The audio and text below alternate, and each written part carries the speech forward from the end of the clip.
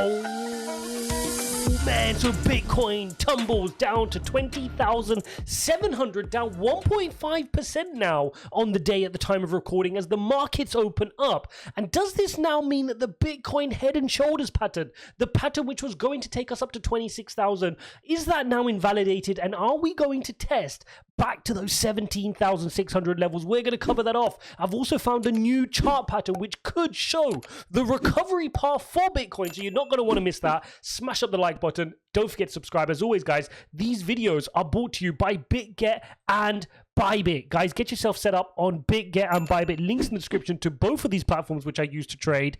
Both of them providing you with some great benefits just for our community. So if you trade with them, guys, you're going to get $4,000 of bonuses with BYBIT. You're going to get 10% cashback with BitGet, and they're exactly the two platforms which I use on a day-to-day basis. Now, markets are flat-ish today. You got the Dow Jones flat, you've got the S&P flat, and you've got the Nasdaq down 0.12%, and they struggled to show a recovery. We saw in the futures market it was tentatively green, but I did mention that we could see a flip-flop on the way down. Macro factors affecting this today: NATO set to increase its high readiness forces to over 300,000 in massive military buildup. You've also got Russia sliding into its first debt default since 1918. Naturally, this is weighing in on the markets and preventing risk from turning on at this stage.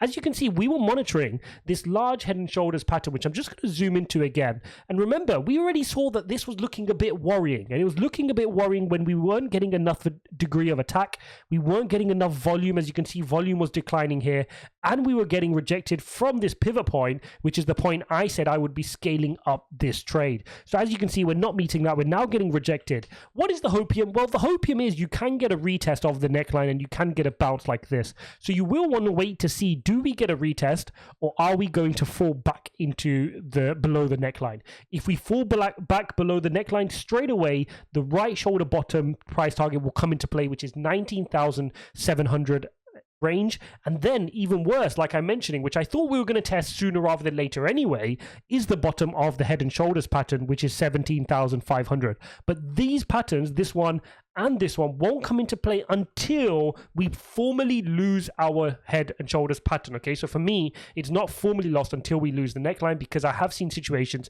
where you get the retest and then it decides to explode. Remember, this was a very obvious pattern. A lot of people are following this pattern, which is one of the reasons I didn't have massive faith in this. You can see the volume is very, very suppressed here as well. We're not getting like these kinds of volumes allowing us to push up, which is one of the kind of telltale signs that your pattern might not materialize. So we'll keep an eye on this. If we can get a bounce, then we'll look back towards our price targets. If not, if we come back into this pattern here, then you should be looking out for the bottom of the right shoulder, and then even going to test this, the low we've got here on Bitcoin at 17,500 on Bitcoin.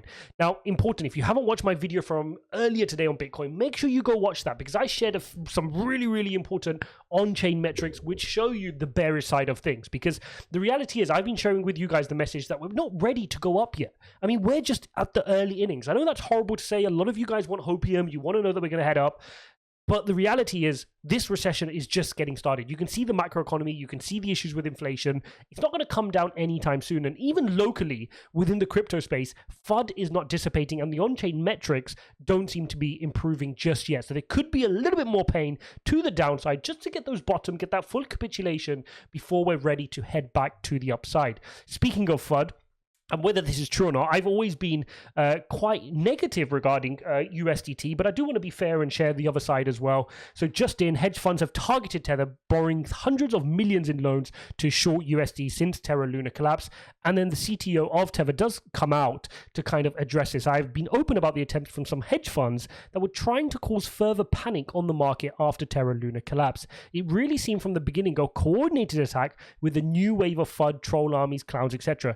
Now, for those of you who aren't familiar, since September last year, there are videos of me talking negatively about Tether, and it's not to target Tether, it's not to drive any FUD, it's just around the fact that at that time, and I think they've improved a little bit, but it's still not the best, they weren't clearly audited, and their cash was not in cash and cash equivalents. There's no transparency around how often your dollar is being rehypothecated. So I've always advised on this channel, you should not be in stable coins or wrapped Bitcoins or these kind of tokens which require a peg, staked ETH. other than to get from A to B. If you need it to do whatever the transaction you want to do, use them, but you should not have huge amounts of funds. Like, loads of people are sitting on loads of UST sitting on Anchor. Loads of people are sitting on loads of USDT. People are sitting on loads of funds which are locked up earning yield. And that is where you can get in trouble, because you've got to remember, if something is being pegged, it's only pegged as long as that peg holds, right? And we saw that with Terra Luna, and we've seen that after Terra Luna, a lot more people have decided to move away from USDT more to USDC. I shared those on-chain metrics with you guys a handful of videos ago. So he comes out, he says, tools, USDT, perpetuals, the perfect attack vector that offers an asymmetric bet, spot short selling, DeFi pause unbalancing. Goal is to create enough pressure in the billions, causing tons of outflows to harm Tether liquidity and eventually buy back tokens at a much lower price. And I'm not going to go through the whole thread. You guys can do this. This is Paolo, the CTO of USDT. But the message I wanted to make is we do have to be cognizant of this. You will see times, and we've covered this off with, did FTX attack Celsius? What's going on? And I don't know the ins and outs of every single one of these, but what I do know is you will find that high net worth individuals, people with power in the space, will go and attack other vulnerable projects, okay? So I'm not saying anyone specifically, but something like a Celsius or something like a Terra Luna, if they're built in the wrong way with not the sound fundamentals and the weaknesses are exposed during a bear market, there will be billionaires, there'll be influential people out there who will want to drive them to zero, because for them, that's easy capital, okay? Very, very important. And again, I'll give similarities to George Soros when he ran down the Bank of England and many other banks, sovereign banks across the world. Because for him, it wasn't illegal, right? It may be unethical, but it's not illegal for him to attack those institutions to make billions in a day. Right? And that's exactly what we're seeing here. There are a lot of interest for certain billionaires and influential people to drive down these other companies.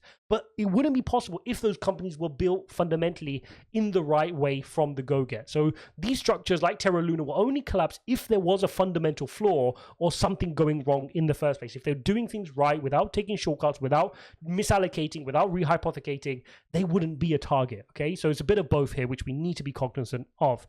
There's also been some rumors, and I do want to stress these as just rumors that we've seen here, started from a tweet from Mike Alfred, who said, breaking, Alex Mashinsky, who's the boss over at Celsius, attempted to leave the country this week via Morristown Airport, but was stopped by authorities. Unclear at this moment whether he was arrested or simply barred from leaving. Please contact me if you have any more information. Very, very interesting what's going on. You guys can see that over on Twitter. Now, these are just rumors, but again, just goes to show that Celsius continue to be in a bunch of turmoil. Now, to provide you with the other angle of it, there's a bunch of people who are looking at the on-chain metrics, say, look, there's plenty of funds there. We should be able to get our funds out, and we'll have to find out how that plays out. But one thing is for sure, even if you do get access to your funds, it could be a very, very long time as they go through, bankruptcy procedures, and who knows what percentage of your money you're going to get back, and after how long, right? 4 years, 5 years.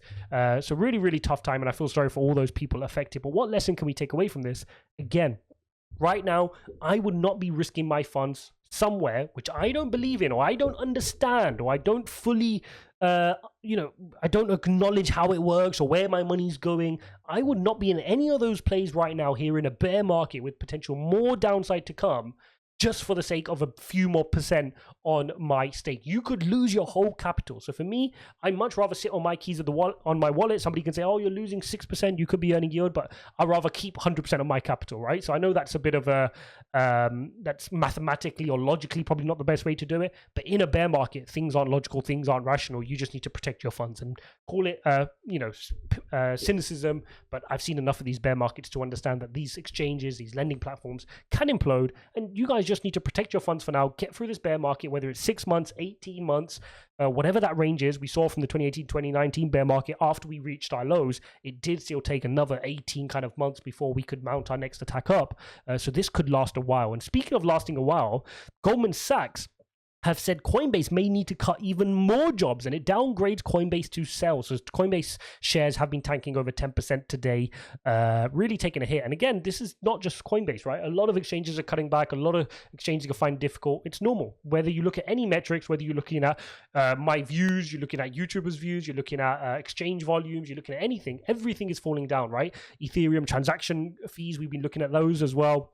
It's a bear market. It's a bear market. We understand it. We've seen many of them before, but you need to be able to give yourself runway to be able to survive during that bear market.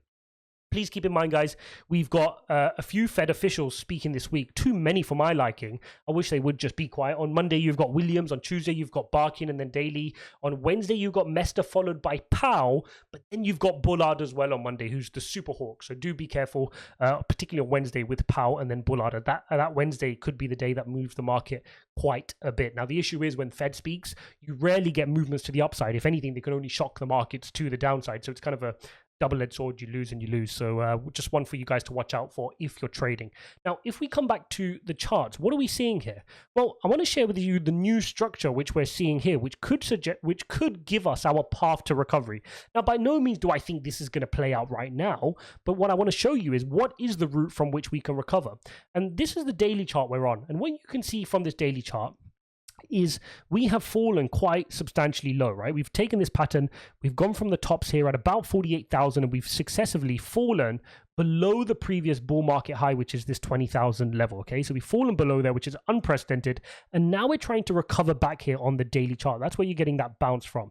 But what you can see is this is a nice downward wedge, and with a downward wedge, these are have higher probability of breaking to the upside. And if they do, the technical price target, when you do get a break to the upside eventually, is back up to this level here at 48,000. So that's our route to recovery. But the reality is, and what I need to remind you guys of, is there may be some more volatility ahead. So like I said, we may see that head and shoulders materialize. It looks like it's not, and it's becoming invalidated, but we could see ourselves work our way up to the top. We could then see another fall down to new lows. Do we go see 16.5? Do we go see 15 before we can then try to break our way maybe sideways for a bit and then try to work our way up? So that's what we need to look out for over the long run. It doesn't mean we can't get small pumps to the upside, and feel free to kind of trade those if you're experienced at trading. You can use the exchanges I have in the link in the description to do so. But if you're not experienced, stay away from trading. Find out other ways to bring income for you, because that's what the game is all about right now. Those who will survive this period of time, and not just survive, but do really well, are those that can bring in more cash into the market. So find out what is your strength. I personally love to trade, right? So I can trade and I can make extra income on the side, and I can throw that into my long-term hold portfolio at great prices right now. What is your strength? Are you a freelancer? Are you good at your job? Can you take some overtime? Can you cancel your holidays? Can you maybe, I don't know, don't buy that expensive car, or don't go on so many meals and you're buying more crypto instead? These are the things which are going to help you do really well over this bear market. And I don't think we're in a super rush, guys. I may be wrong, but I just think this is the early innings, and we could be suppressed here on the wider markets and therefore crypto for a period of time. Whether that's 6 months, whether it's 12 months, I'm not too sure, but I think we've got enough time to go out there, figure out our sources of income, and try to build out our positions to make the most of this bear market. Okay, the reality of this bear market is we need to make the most of it and build whatever it is we want to build. So as you can see, I've pulled out the 200 moving average, and I'm using the log chart here just to make things easier to see. What you can see is, dating back, you will always see that the 200 moving average holds as support, and it's held up pretty well here in every single previous time. So you can see here during the late 2018, early 2019 bear market, you touched down here at the lows of 3,000, bouncing off the line and then running up to try make a Fibonacci retracement. Then you saw us come back down here during the COVID crash. Now, the COVID crash was the last time we closed below our 200 moving average. As you can see, one candle closed below, which was the painful COVID period, and then you saw the next preceding candle close back above the EMA ribbon. And this is what's slightly worrying here, is not only have we closed below when the whole lunar disaster happened, but the next candle wasn't able to be a bullish engulfing candle to then recover us back to the upside. If this was a nice big candle here, followed by another green, another green, another green, another green, and you start working your way back up, that would have been more promising and more like what we saw in the COVID period. But the problem is we're seeing the opposite. And then when you tie that in with the fundamentals, that hang on a second, one of the reasons we were able to do this and recover after the last time was the COVID printing. The printing machine was on, access of capital. Everyone had money, stimulus checks coming into their account. You were able to buy crypto. What's going to happen here? What's the equivalent of that here? Nothing. We've got quantitative tightening. We're taking money out of the economy. We need to reduce inflation. We've got more work to do. Inflation's still at 8.6%. So for me, I can't sit here saying, oh, this is easy now, we're just going to go and do this. I can't sit here realistically and tell you that. So I have to prepare you guys for a sustained bear market. And we know from experience, what are the things we need to do? We need to build in a bear market. We need to do the work now, which we will celebrate in the next bull market. And when those new tourists come in, opening their account, starting to trade then, that is when we will be looking to take our positions, take our profit, start trimming our positions and getting ready for the next bear market, right? That's how it works. Hope you guys enjoyed this video. Hopefully it was insightful. Smash up the likes and subscribe. If you made it to the end, comment below and let me know. Get yourself set up on BitGet and BYBIT. They rhyme, yeah? BitGet and BYBIT, and I'll see you in the next one.